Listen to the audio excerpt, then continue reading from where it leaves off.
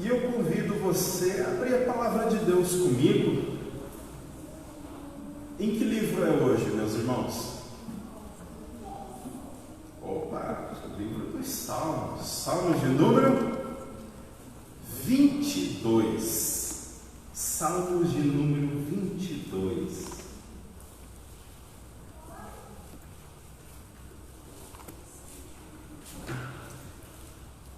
Livro dos Salmos, Salmo de número 22. Se você abrir no meio da sua Bíblia, você já vai encontrar o livro dos Salmos. E então fica mais fácil você localizar ali o capítulo 22, ou então, como querem alguns estudiosos, o número 22. Salmo de número 22.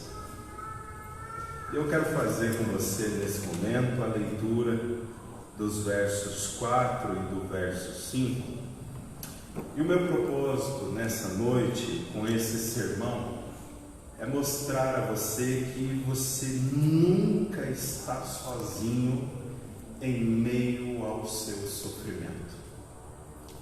Tire da sua cabeça que você, porventura, está abandonado, de que você, porventura, está sofrendo sozinho, de que ninguém conhece o seu sofrimento. Tire isso do seu coração.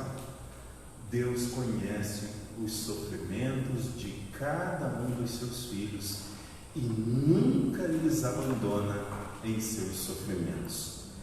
Salmos de número 22, os versos 4 e 5. Os nossos pais confiaram em Ti, confiaram e Tu os livraste. A Ti clamaram e escaparam. Confiaram em Ti e não foram envergonhados. Vamos orar, pedir para que Deus fale ao nosso coração nesse momento. Pai, em nome de Jesus, a Tua palavra foi lida e ela precisa ser nesse momento ensinada. Ó Deus, e como o Senhor bem nos ensinou, a Tua palavra é uma boa semente e ela precisa encontrar uma boa terra pela frente. A minha oração é essa, Pai. É que enquanto a Tua palavra é ensinada, ó Deus, ela seja boa semente e possa encontrar no coração dos meus irmãos uma boa terra, onde essa semente cairá e frutificará. Quanto a mim, ó Deus, que as palavras dos meus lábios e o meditar do meu coração sejam agradáveis na Tua presença. Rocha minha, Redentor meu, Salvador meu. É em nome de Jesus que eu oro. Amém. Meus amados irmãos, todos nós temos pessoas que nós admiramos. Não há nada de errado com admirar algumas pessoas. Talvez você admire um antigo professor seu, a didática, a forma como ele ensinava, a capacidade de instruir a você. Talvez você admire o seu pai, a força, a garra, o caráter. Talvez você admire a sua mãe. Talvez você admire o seu irmão. Talvez você admire o seu pastor, o seu presbítero, o diácono, algum irmão da igreja. Pelos mais variados motivos, nós admiramos algumas pessoas e certamente eu e você, nós gostaríamos de ouvir as últimas palavras destas pessoas que nós admiramos. Nós gostaríamos de ouvir as suas últimas instruções antes da morte. As últimas palavras de alguém que nós admiramos são importantes para nós. Aqui está o Salmo de número 22, e é isso que acontece no Salmo de número 22. Nosso Senhor Jesus Cristo, Ele citou muitos salmos, e nós vamos ver vários destes salmos sendo citados por nosso Senhor Jesus Cristo antes da sua morte, e o Salmo de número 22 é um destes salmos que ele cita antes da sua morte. São as últimas palavras de alguém que está às portas da morte. Este é um dos grandes motivos que faz do Salmo 22 ser um salmo messiânico. Primeiro motivo, nosso Senhor Jesus Cristo o citou. Outros motivos, quando nós lemos estes salmos messiânicos, você consegue traçar um paralelo com a vida de nosso Senhor Jesus Cristo. Você confunde se quem viveu isso foi o salmista ou se foi nosso Senhor Jesus Cristo. Se o salmista está falando dele ou se está falando de nosso Senhor Jesus Cristo. É como quando você lê o livro do profeta Isaías, no capítulo 53, e você de forma muito clara diz: o profeta não está falando dele mesmo, mas ele está apontando para nosso Senhor Jesus Cristo. E então logo você diz: esta é uma passagem messiânica. É messiânica porque ela aponta para o Messias. É messiânica porque ela descortina diante dos nossos olhos antecipadamente aquilo que aconteceu com quem? Com o nosso Senhor Jesus Cristo. É isso que nós temos nesse salmo. Esse é um salmo considerado como um salmo de lamento. Isso significa que o salmista vai rasgar o coração dele diante do Senhor. E ele vai fazer isso sem nenhuma vergonha, sem nenhuma objeção. Se ele sente falta de alguma coisa, se ele está deprimido, se ele é alvo de depressão, se ele está sendo perseguido, se ele se sente abandonado, se ele está chorando, se ele sente os seus ossos sendo desconjuntados, em salmos de lamento, o salmista rasga o coração diante da face de Deus e ele não tem vergonha daquilo que possa pensar os seus irmãos, os demais crentes. Aqui está um salmo de lamento e ele se divide em duas grandes partes apenas. Você que gosta de anotar essas divisões, dos versos 1 até o verso 22, o que nós temos é o salmista se lamentando na presença do Senhor, realmente rasgando o seu coração na presença de Deus. Dos versos 1 até o verso 22, lamento, choro, tristeza, angústia de alma. Mas dos versos 23 até o verso 32, o que nós temos é um outro salmista. Um salmista que agora está louvando, que está cantando ao Senhor. Ele não é impedido pelas circunstâncias da sua vida de louvar e de glorificar o nome do Senhor. Aqui estão as duas grandes divisões. Os comentaristas da Sagrada Escritura, eles dizem que é muito difícil estabelecer o momento histórico que Davi estava passando para compor este salmo de lamento. Não há como precisar com certeza aquilo que estava acontecendo. Há um comentarista muito sábio, reformado, presbiteriano, o nome dele é Gerhard von Groninger, professor de Antigo Testamento. É difícil falar esse nome, hein, pastor? Difícil. Gerhard von Groninger.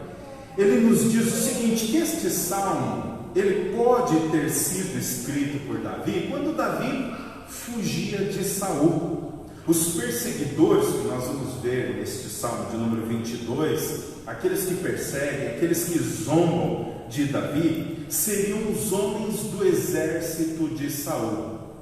Aqueles que são touros selvagens, que são cães ferozes, que são leões buscando tragar a vida do salmista Davi, seriam então os homens do exército de Saul, que furiosamente então estavam perseguindo Davi e estavam intentando tirar a sua vida.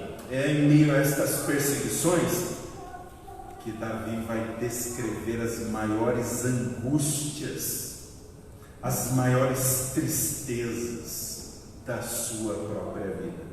Quando Davi começa a descrever as suas dores, os seus medos, a sua angústia, a sua tristeza, Ele vai fazer isso com termos tão vivos que ele parece apontar para alguém que vai além dele mesmo. Eu pessoalmente acredito que Davi vai utilizar uma linguagem aqui no Salmo 22, que é uma linguagem poética. E é uma linguagem inspirada pelo Espírito Santo para descrever o sofrimento e a angústia que ele estava passando naquele momento. Só que quando ele utiliza esse tipo de linguagem, o que ele faz é extrapolar o que ele está vivendo. E então, nesse momento, ele passa a descrever a plenitude de dor, a plenitude de angústia de alguém que está além dele, de alguém que está à frente dele. Portanto, aqui está um salmo que fala com antecedência da plenitude dos sofrimentos do filho de Davi, o Davi maior, o filho de Deus. E estes sofrimentos ele passa no processo de salvação da minha e da sua alma. O filho de Davi, o filho de Deus, o grande Davi não é outro senão o nosso Senhor Jesus Cristo. Portanto, eu quero ver com vocês nesse Salmo de número 22, escrito 1000 anos antes da chegada de nosso Senhor Jesus Cristo. De que forma este Salmo aponta para os sofrimentos? Fala primeiro dos sofrimentos de Davi, mas de que forma este salmo aponta então para os sofrimentos de nosso Senhor Jesus Cristo? E eu dividi esta exposição então em 4 partes, e bem possivelmente nós faremos uma parte hoje, outra parte domingo que vem, tudo bem? Se você gosta de anotar aí na sua Bíblia, eu gostaria que você então fizesse essa anotação. Nos versos 1 e 2, o que nós temos é aquilo que nós chamamos de sofrimento espiritual, ok? Versos 1 e 2 nós temos o sofrimento espiritual, primeiro de Davi o menor, e depois do Davi maior, o grande filho de Deus. Dos versos 3 até o verso 11, o que nós temos é um sofrimento emocional, ok? Versos 3 a 11, o sofrimento emocional, tanto do Davi menor quanto do Davi maior. Dos versos 12 até o verso 18, nós temos o sofrimento físico, que é empregado sobre os condenados. Versos 12 a 18, sofrimento físico. Versos 19 até o verso 21, nós temos aquilo que nós podemos chamar de o sofrimento solitário. Sofrimento solitário, versos 19 até o verso 21. Iniciamos então, meus amados irmãos, com o sofrimento espiritual, que está descrito para nós nos versos de 1 a 2, onde diz assim a palavra de Deus: Deus meu, por que me desamparaste? Porque se acham longe da minha salvação as palavras do meu gemido. Deus meu, clamo de dia, e tu não me respondes. Também clamo de noite, porém não tenho sossego. Aqui está o pior de todos os sofrimentos que alguém pode passar.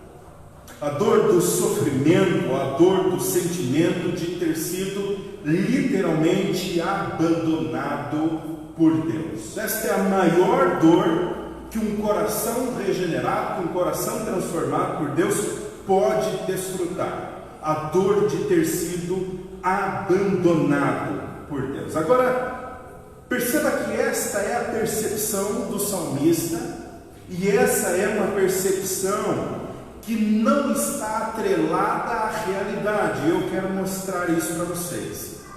Segundo os sentimentos dele, segundo as emoções dele, ele sente que ele foi abandonado por Deus, ele sente que ele está caminhando sozinho, mas essa é uma percepção momentânea, que está nos versos 1 e 2.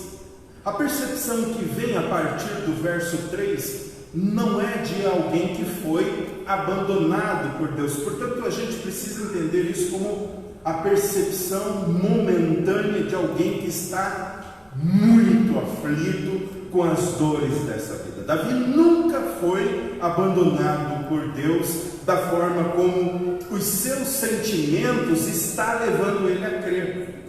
Davi estava numa relação pactual com Deus, numa relação de aliança. E uma das garantias da aliança de Deus é proteção e comunhão. Deus não é um Deus que quebra as suas alianças. Deus mantém firme todas as suas alianças. Mesmo com o sentimento de abandono de Davi, ele ainda clama: Deus meu. Deus permanece o meu Deus. Aqui está um grito que ao mesmo tempo é um grito de dor e um grito de fé. Um grito que reúne emoções, que sente que foi abandonado, mas ao mesmo tempo o grito da fé, que diz: os meus sentimentos, as minhas emoções, as minhas entranhas sentem que eu fui abandonado por Deus, mas a minha fé, aquilo que Deus prometeu, permanece firme, permanece intacto. Eu não acredito que eu fui abandonado por Deus. Por isso ele diz: Deus meu, por que me desamparaste? Um grito que envolve emoções e fé ao mesmo tempo. Você percebe o salmista agora, sabe, como que sendo levado pelas ondas do mar, e você logo fica preocupado: o que será desse homem? Aqui está algo com o qual nós temos que lidar. Davi está em uma situação extremamente angustiante, algo que está mexendo com as suas emoções, de tal maneira que as suas emoções começam a dominar sobre a sua fé e começam a determinar a realidade que está sendo criada à sua volta. A sensação aqui é de desespero, desamparo, abandono. As emoções estão dominando sobre a fé e não a fé agora dominando sobre as emoções. As realidades estão sendo criadas diante da visão de Davi, diante da sua face, e estas realidades estão sendo determinadas pelas suas emoções. E aí está o grande problema para todo cristão. Nós não fomos chamados para caminhar conforme as nossas emoções. Eu muitas vezes já me senti sim, abandonado por Deus. Quantos de vocês já não se sentiram assim? Mas tudo que nós fazemos é continuar caminhando pela fé. A palavra de Deus, meus amados irmãos, nos chama a caminhar por fé e não por vista. Caminhar por fé e não pelas emoções. Por quê? Porque também as nossas emoções foram corrompidas quando nós caímos em Gênesis 3. Agora aqui está o problema com o qual nós precisamos lidar. A nossa fé sempre precisa sobressair sobre as nossas emoções. Sempre precisa sobressair e dominar. Estes versos em especial vão conter o primeiro dos 7 brados do nosso Senhor Jesus Cristo na cruz do Calvário. E enquanto eu li os versos 1 e 2, você rapidamente: pastor, já ouvi isso em algum lugar. Sim, você ouviu isso na boca de nosso Senhor Jesus Cristo. Isso está em Mateus 27:46 e também em Marcos 15:34. Quando nós lemos assim: por volta da hora 9, clamou Jesus em alta voz, dizendo: Eli, Eli, lama sabachthani, o que quer dizer: Deus meu, por que me desamparaste? Jesus experimentou o abandono de Deus naquela cruz. para que eu e você nunca mais pudéssemos experimentar e precisássemos experimentar o abandono de Deus. Nós podemos chamar estes versos 1 e 2 de o grito da alma que foi abandonada por Deus. É isso que está aqui. Muitas pessoas, muitas vezes, estão emocionalmente abaladas. Às vezes elas são alvos de angústias em diversas áreas da sua vida. De tal maneira é a pressão dessas angústias que elas se sentem assim como Davi, abandonadas por Deus. Se sentem abandonadas pelos amigos, abandonadas às vezes pela igreja, abandonadas pela família, abandonados por algum amigo íntimo que você tem. Muitas vezes as nossas emoções vão criando diante de nós essa percepção de que nós estamos abandonados pelo mundo, de que ninguém nos enxerga. Muitas pessoas que tiram a sua própria vida pela depressão, elas têm esse sentimento de que ninguém consegue enxergar elas, de que ninguém consegue ver além daquilo que elas estão apresentando. Pessoas que passam batidos pelos bancos da nossa igreja, pessoas que muitas vezes não são convidadas para ir à nossa casa, pessoas que não são convidadas para nossas festas de confraternização, pessoas que estão sozinhas e que se sentem sozinhas e abandonadas por Deus, pela igreja, pelos amigos, pelo mundo. Ninguém as enxerga. O único fim que elas enxergam para si mesmas é dormir para sempre. Mas hoje aqui está uma boa notícia da parte de Deus. Deus está dizendo a você, meu irmão e minha irmã, que muitas vezes sorri diante do pastor, sorri diante da igreja, mas que está com o coração apertado, que muitas vezes está com o coração destruído. Você que muitas vezes está clamando, Senhor, dá cabo logo da minha vida, dá cabo logo do meu sofrimento. Senhor, eu não suporto mais essa angústia. Senhor, eu não suporto mais viver uma vida sozinho. A ti, meu amado irmão e minha irmã, Deus está dizendo a você: você não está abandonado, você não está sofrendo sozinho. Deus abandonou o seu Filho na cruz do Calvário para nunca abandonar a mim e a você. O único que realmente precisou ser abandonado, meus amados irmãos, em toda a sua plenitude, foi nosso Senhor Jesus Cristo, para que então nós pudéssemos acolher uns aos outros nas suas aflições e também para que nós pudéssemos ser acolhidos por Deus nas nossas dificuldades. Nós jamais seremos abandonados por Deus, porque de uma vez por todas Deus abandonou o Filho numa cruz para nunca ter que nos expulsar novamente da sua presença. Isso é com você que está sofrendo. Isso é com você que está sofrendo e que ninguém conhece a sua dor, que ninguém conhece a sua tristeza. Isso é para você que está se sentindo assim como Davi, abandonado, desprezado, colocado no canto. Deus está dizendo a você: tira isso do seu coração. Levante-se, continue caminhando por fé. Não apenas o sofrimento espiritual, mas o que nós temos agora, dos versos 3 a 11, é a plenitude de todo tipo de sofrimento emocional. Eu peço que você leia comigo os versos de 3 a 11, quando o salmista diz agora, até de uma forma confiante: contudo, tu és santo. Tu estás entronizado entre os louvores de Israel. Os nossos pais confiaram em ti. Eles confiaram e tu os livraste. A ti clamaram e escaparam.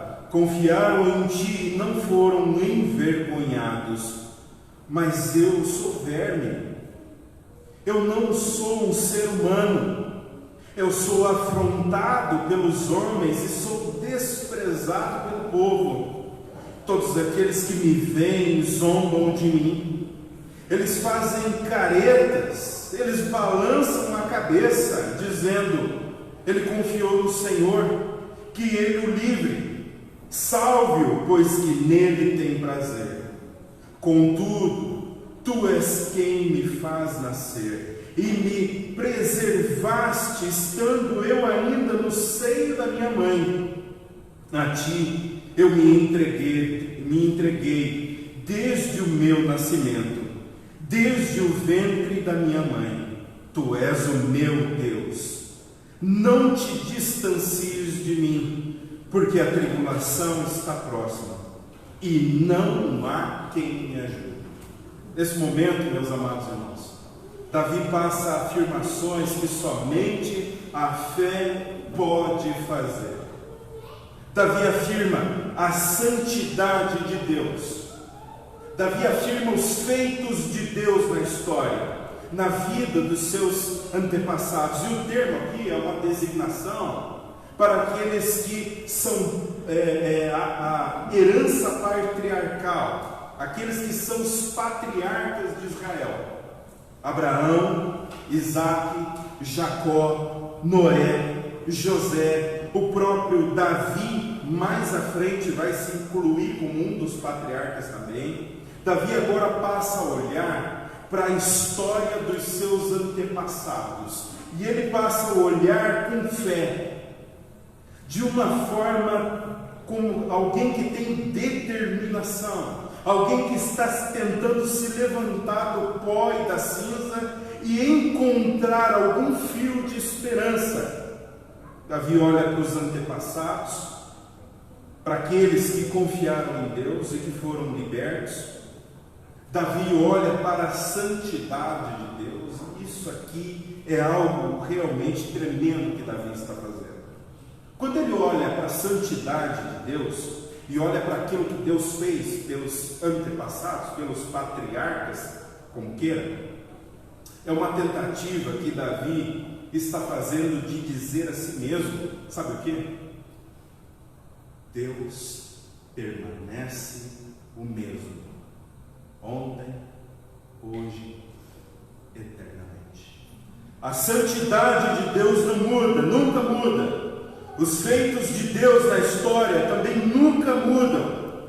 Deus permanece sempre o mesmo, atentos à voz do clamor do seu povo. Deus está sempre pronto a vir em socorro do seu povo. E tudo aquilo que Deus pede para que façamos nesse momento é confiarmos nele, é olharmos para aquilo que ele fez no passado, trazermos a história a nosso favor e então fortalecermos a nossa fé. Deus está dizendo: olha, a sua angústia, a sua depressão, a sua dor não é a última palavra. A última palavra quem dá é Deus. As suas dores, as suas dificuldades, aquilo que tem tentado tragar a sua vida, não é a última palavra na sua vida. Quem tem a última palavra na sua e na minha vida é aquele que domina céus e terra. É aquele que permanece o mesmo ontem, hoje e eternamente. É aquele que agiu e sempre vai agir na história do seu povo. E isso inclui eu e você. É interessante olhar para esses versos dessa perspectiva, porque nele está contido força e fé, mas também são afirmações de um homem extremamente angustiado, um homem que está em extremo sofrimento, um homem que está cercado de todo tipo de mal que nós podemos pensar. No final do verso 2, Davi diz que não há repouso para ele. Essa frase ela pode ser entendida assim: não existe calma para mim, não existe silêncio para mim. não existe uma espera tranquila para mim. Não existe paz para mim. Exaltino Gomes vai dizer: além disso, acrescenta-se a este sofrimento um nítido contraste entre tu és santo, no verso 3, e no verso 6, eu sou verme. O sofredor chega a tal ponto de sofrimento emocional que ele não se considera homem.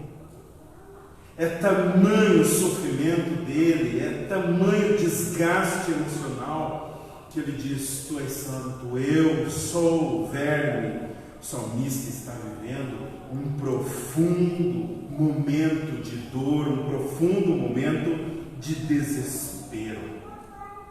Talvez você esteja nesse momento da sua vida.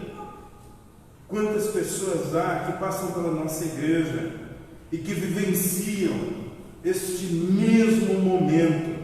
Agora veja como estes versos de 7 a 8 se encaixam perfeitamente com um sofrimento mais pleno do que este que Davi está vivenciando. Nosso Senhor Jesus Cristo também experimentou zombaria, escárnio dos seus algozes. E ele então diz assim, em Mateus 27, 39 a 44, e também em Marcos 15, 31 a 32, e Lucas 23 a 35, nós lemos assim: o povo estava ali e observava todas as coisas, também as autoridades estavam por ali e diziam: salvou ele os outros, salve-se a si mesmo, se é de fato o Cristo de Deus, o escolhido. Agora, aqui está aquilo que o escárnio deve fazer com alguns homens. Se eles estão em um confronto, o escárnio é trazido no sentido de intimidar o adversário. Mas se você já está preso, o escárnio é uma forma utilizada pelo exército oposto para acrescentar ainda mais sofrimento psicológico. Perceba agora como a vida de nosso Senhor Jesus Cristo aponta para essa plenitude de sofrimento. Essa é a imagem mais perfeita que nós temos do Salvador agora.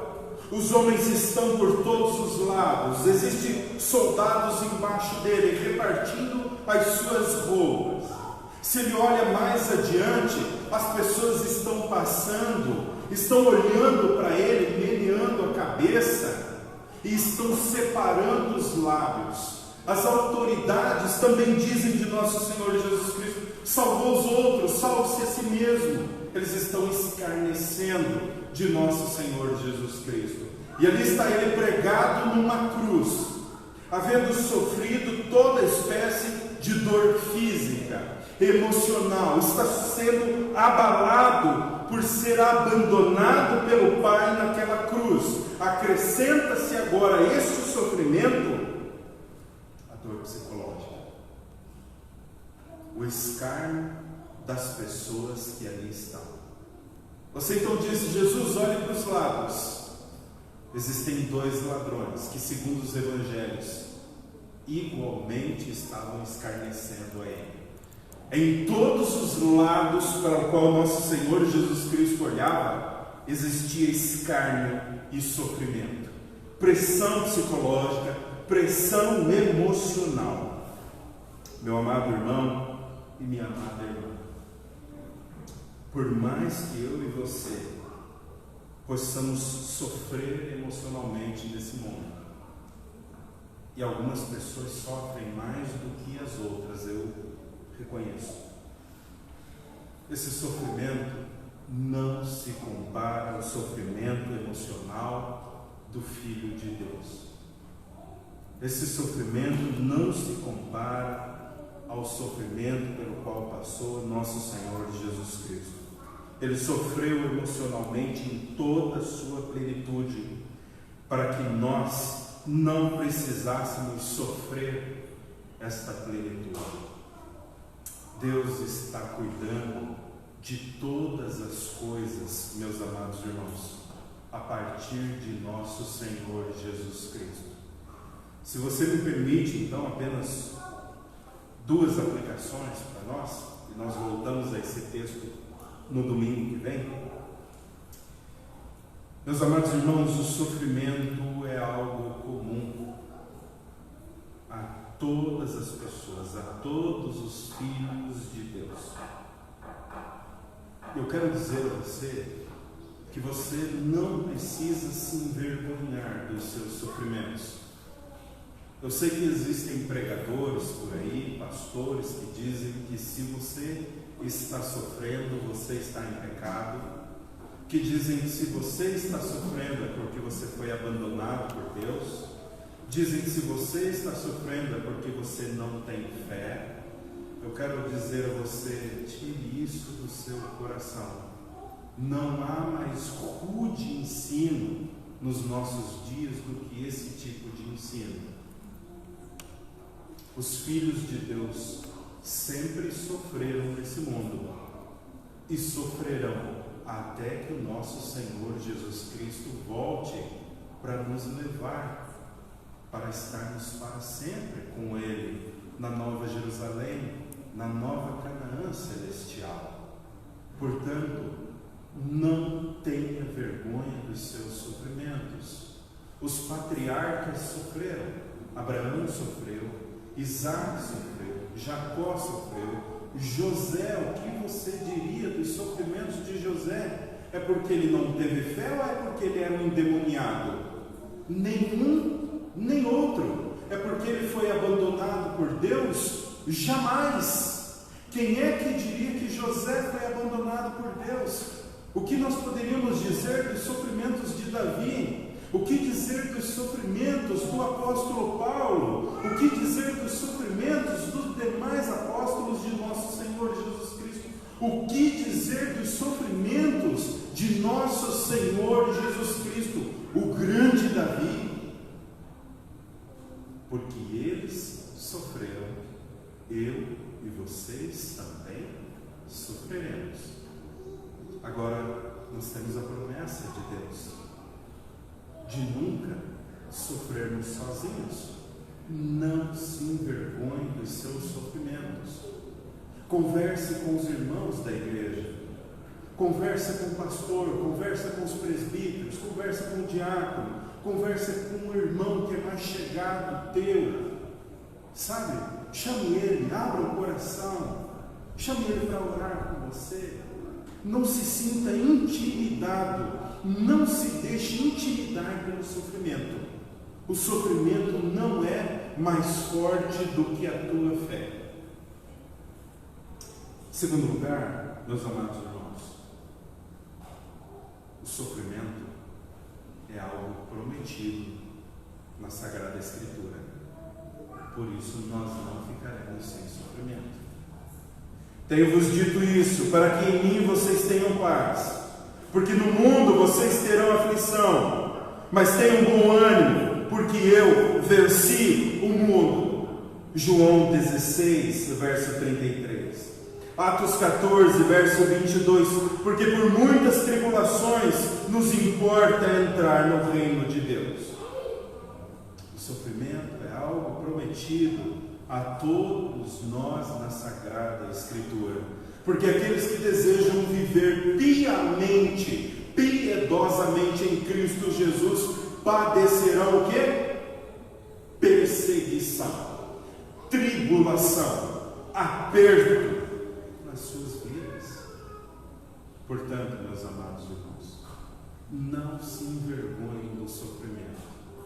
Assumam o sofrimento prometido pela Sagrada Escritura, porque através destes sofrimentos, nós, eu e vocês juntos, completamos as aflições de nosso Senhor Jesus Cristo. Eu quero orar por você nessa noite, quero orar por você e quero orar para que Deus fortaleça o seu coração, para que você não se desespere da própria vida. E então em seguida nós vamos passar a Santa Ceia. ceia e no domingo que vem nós abordamos então a próxima parte desse ano. Vamos orar? Eu quero pedir para que você se coloque em pé. Eu quero orar com você.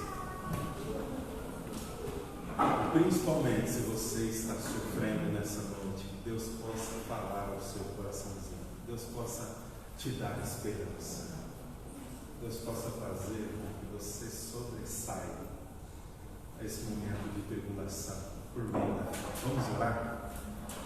Papai, em nome de Jesus, a tua palavra lida, exposta diante dos nossos olhos, nos mostra, ó Deus, como através dos nossos sofrimentos, o Senhor, ó Deus, completa as aflições de nosso Senhor Jesus Cristo.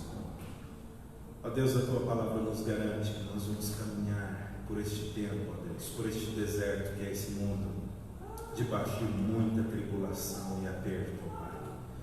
Por isso a minha oração, a nossa oração nessa noite é para que o Senhor, ó Deus, confirme no nosso coração que o Senhor está nos acompanhando o tempo todo, assim como esteve acompanhando o teu povo, ó Deus, em tempos passados, no deserto, em tempos de aflição, em tempos de guerra. Ó Deus, o Senhor igualmente está nos acompanhando hoje. O Senhor não nos deixa sofrer sozinhos. Nós temos uns aos outros também para nos ajudarmos a suportar os nossos sofrimentos, para orarmos uns pelos outros.